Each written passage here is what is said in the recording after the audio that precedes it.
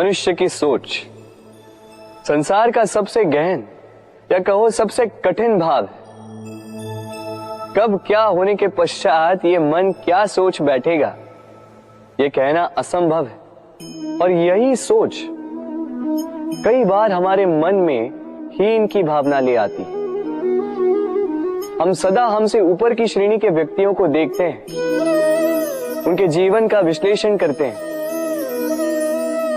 और फिर स्वयं को हीन समझ लेते हैं। इसके पास इतना धन है, इसके पास कितना बल है, और मेरे पास कुछ भी नहीं। मैं कितना हीन व्यक्ति हूं, संसार के लिए मैं कुछ भी नहीं। होता है ना ऐसा? किंतु ऐसा नहीं है। आपके पास भी बहुत कुछ है, पलट के देखिए। किसी भूखे व्यक्ति को केवल एक रोटी मिल जाए तो भले ही दूसरों के लिए वो अन्न का दाना होगा, किंतु उसके लिए वो भोज से कम नहीं। इसलिए जब भी मन में हीन भावना जागे, अपनों की ओर देखिए, उनकी ओर पलटिए। आपको विश्वास हो जाएगा कि भले ही आप ये मानते हो कि इस संसार के लिए आप कुछ नहीं है, कुछ लोगों के लिए आप संपूर्ण संसार है। तो जो आपका संसार है उसमें प्रसन्न रहना सीखिए। राधे राधे। कितना सुंदर पुस्तक है, सुंदर आवरण है, सजाए हुए पृष्ठ है।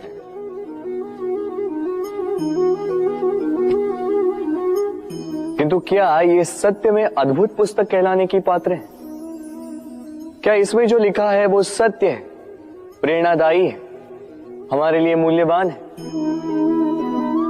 कैसे निश्चय लिया जाए इस बात का? अब आप सोचेंगे कि सीधी सी बात है, आवरण को देख के पुस्तक की गुणवत्ता कैसे जानी जा सकती है? इसके लिए तो आपको उसे पढ़ना होगा, उसे समझना होगा, समय देना होगा, है ना? बिल्कुल उचित सोच रहे हैं आप। बस आश्चर्य की बात यह है कि पुस्तक के विषय में आप ये सारी बातें जानते हैं, किंतु किसी व्यक्ति के विषय में आप ये सारी बातें मन में नहीं लाते। व्यक्ति का मूल्यांकन भी उसके वस्त्रों से, उसके शारीरिक रूप से या उसकी सुंदरता से नहीं किया जा सकता। उसके लिए आपको उस व्यक्ति को पढ़ना होगा, उसे समझना होगा, उसे समय देना होगा। पर हम क्या करते हैं? पहनावे, रंग, सुंदरता को देखकर आकर्षित हो जाते हैं, उसे प्रेम समझ बैठते हैं, और आए दिन कोई ना कोई ये कहते सुनाई देता है कि उसकी प्रेम कहानी सफल नहीं हो पाई, उसे छल मिला। किंतु इसमें दोष किसी और का नहीं, स्वयं आपका है। आपने उस व्यक्ति को समय नहीं दिया, आपने उस व्यक्ति के विचार नहीं परखे। प्रेम 2 क्षण में बनने वाला पकवान नहीं है।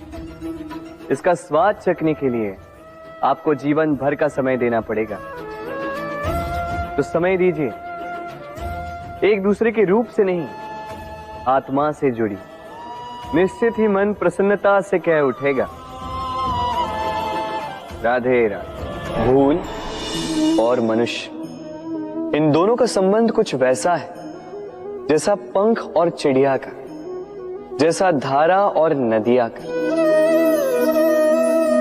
यदि भूल मनुष्य के स्वभाव का इतना महत्वपूर्ण अंग है तो आप सोचिए, इस पर लज्जा क्यों? इस पर लज्जा करना ठीक है ही नहीं। वैसे देखा जाए तो भूल हमें स्वयं को और श्रेष्ठ बनाने का अवसर देती है, पहले से अच्छा प्रदर्शन करने की प्रेरणा देती है। अब कदाचित आप में से कुछ इस बात से सहमत नहीं हो, क्योंकि बहुतों की दृष्टि में भूल दोष को जन्म देती है, दोष अपराध को, और अपराध के लिए क्षमा नहीं, दंड मिलना चाहिए। किंतु क्या आपने कभी सोचा है कि ऐसा क्यों होता है? क्या कारण है इसका? इसका कारण है भूल स्वीकार करने से बचना। यदि आप कोई भूल करोगे और उसे स्वीकारोगे नहीं, तो वो भूल दोष में बदल जाएगी और वो दोष अपराध। तो साहस रखिए, अपनी भूल को स्वीकार करना अपनी भूल को सुधारने की दिशा में सबसे पहला कदम होता है। और स्मरण रखिएगा, यदि कुछ अपराध है तो वो है समय पे अपनी भूल ना स्वीकार। राधे राधे। एक शब्द है जो हमें कभी कभी या कहो कई बार सुनाई देता है, स्वार्थ।